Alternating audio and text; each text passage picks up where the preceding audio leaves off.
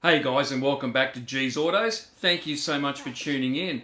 Alright, well I finally got around to doing some suspension work on the EB, and this time around started with the rear end. So new shocks, new springs, new rubbers, all that kind of stuff.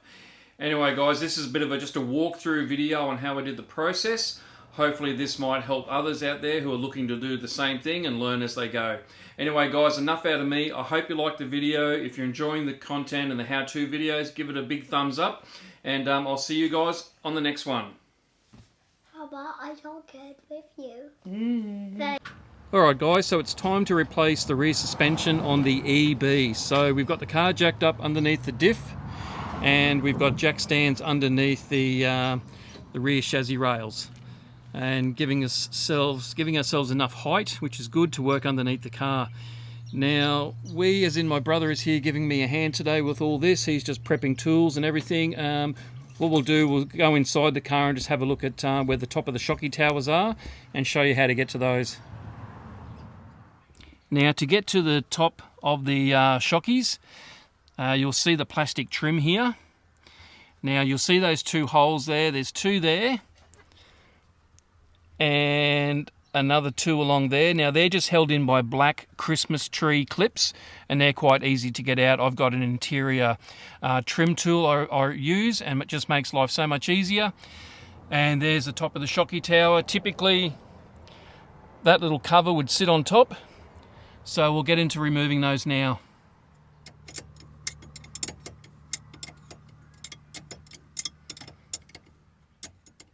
Alright guys, now that that top nut is removed, you'll see that you've just got that rubber stopper sitting on top of the shocky, so that just easily twists off.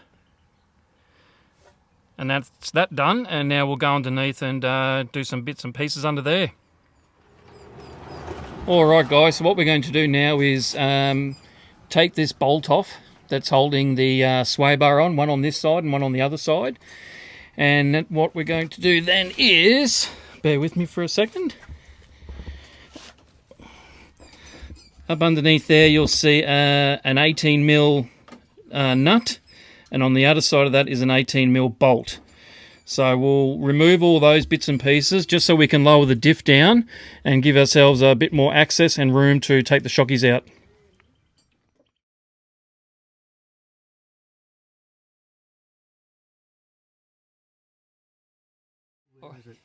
Alright guys, as you can see, I've removed that sway bar bolt, and also, see if I can get a clear picture, there you go, that one under there's been cracked.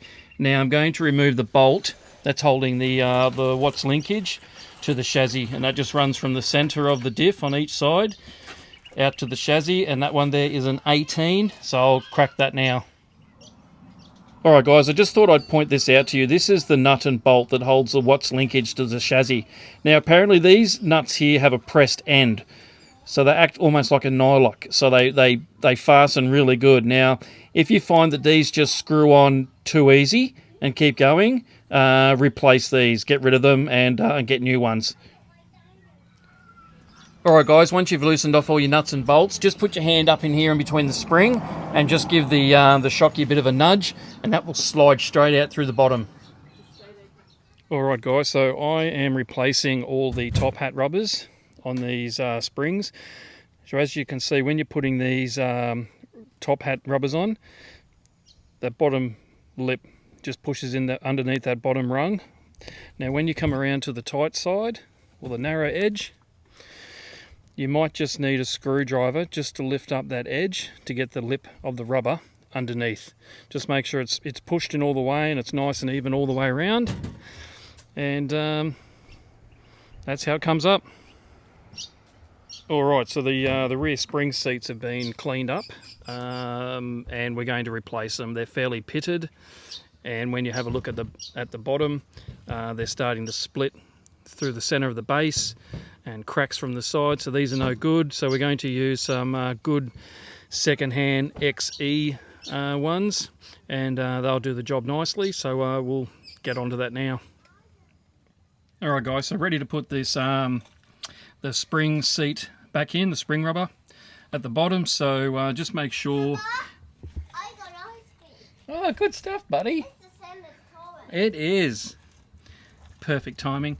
So just make sure you clean you clean out any rocks and gravel that are sitting in that tray there. Make sure it's free of any debris before chucking the spring seat back in. Alright, as you can see, the new spring is in there. Now if you have a little bit of trouble squeezing that in, just get your foot and press down, give yourself a little bit more room, and then that'll slot in nice and easy. Okay, now that you've got the spring sitting in there, you want to make sure that it's centered up the top there. So just give it a little bit of a wriggle and slowly bring the jack up so the diff goes upwards, and then just make sure it sits nice and snug into position. And as you can see, that one there is nice and snug. Alrighty, so the shock has been set up. Now make sure before you're putting the shock in, just cycle the shock a few times just to get the oil moving and make sure everything works okay. Now I've got brand new bump stops on there, so everything's been fitted as it should to the top of the shock. Now what I'm going to do now is put this up through back into where it's supposed to go. Now there's a little lip, see if I can show that little lip on that rubber there. Make sure that's sitting correctly in its recess before clamping everything down. So we'll go and slide that up into position now.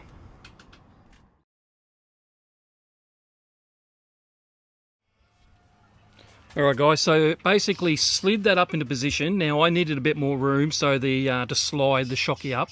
So just brought the diff down. Then once it was pushed up into position, just slid around outside of the car and just held it in place like that, and then reached around with my other arm and put those pieces on just to hold it in place. Now once again, just make sure that that little notch in the rubber that's underneath the housing slides up into position, and you want to make sure you don't have any sideways movement up the top here, and you want to make sure that's nice and snug. Alright, everything is done. Everything's been put in place, everything has been buttoned up. So while it was there, we put new fresh grease onto the sway bar bush, and everything's been tensioned up. Double check to make sure that the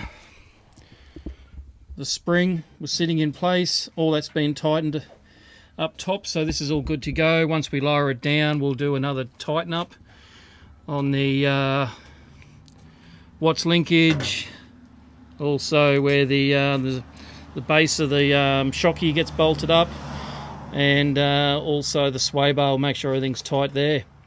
So alright guys, that's pretty much about it. I hope you enjoyed this video, and keep an eye out for more content on the EB, and I'll see you guys again soon. Cheers.